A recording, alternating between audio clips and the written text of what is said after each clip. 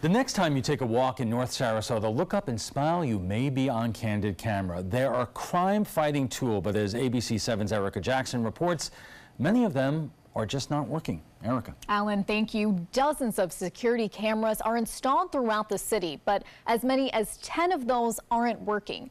Police Chief Tapino is a proponent of the cameras, so the city is trying to figure out the best plan for operation.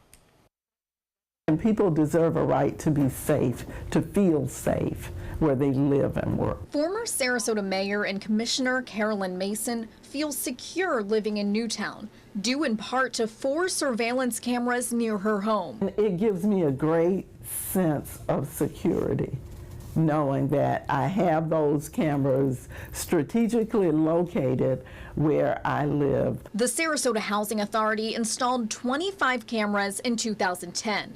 That number has since grown to 66 in areas including MLK Way, 5 Points Park, Payne Park, and the Robert L. Taylor Community Complex. I think they're necessary in certain spots, especially where there is evidence of a lot of activity that's not so good. Cameras can act as a deterrent because people know that they're on the camera, and if they commit a crime or something happens, that we can go back and view the cameras. The cameras were installed before Chief Bernadette Tapino came to the Sarasota Police Department.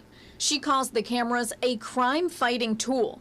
The problem is, many of them don't work. If they're going to have a certain amount of cameras here, they need to be maintenance. They need to be consistently upkept. City officials say up to 10 cameras are inoperable, and Sarasota PD confirms one of those sits just feet away from the site of a recent shooting.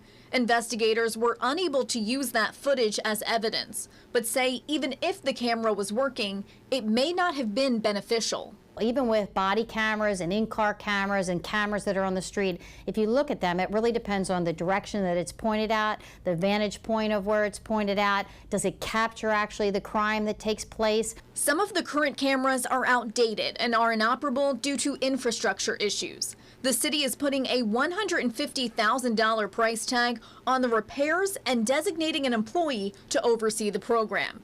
City officials will discuss the funding as part of next year's budget and will determine which department will manage the cameras. That will take some of the stress off the Sarasota Police Department, who was previously responsible for its oversight. From a police department perspective, that's great for us, because I don't want a police officer managing cameras and buying them and where to place them and all that.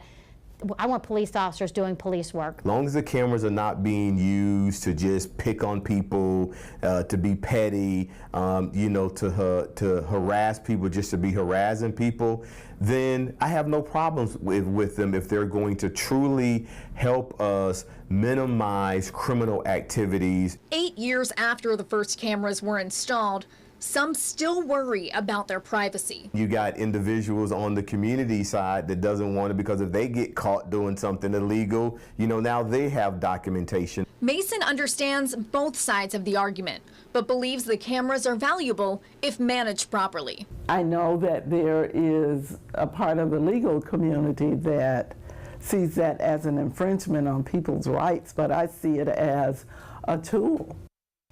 Gun crimes have gone up in Sarasota in the last year. Sarasota PD received 34 reports of shots being fired from January to June 3rd, compared to 15 cases in the first 5 months of 2017.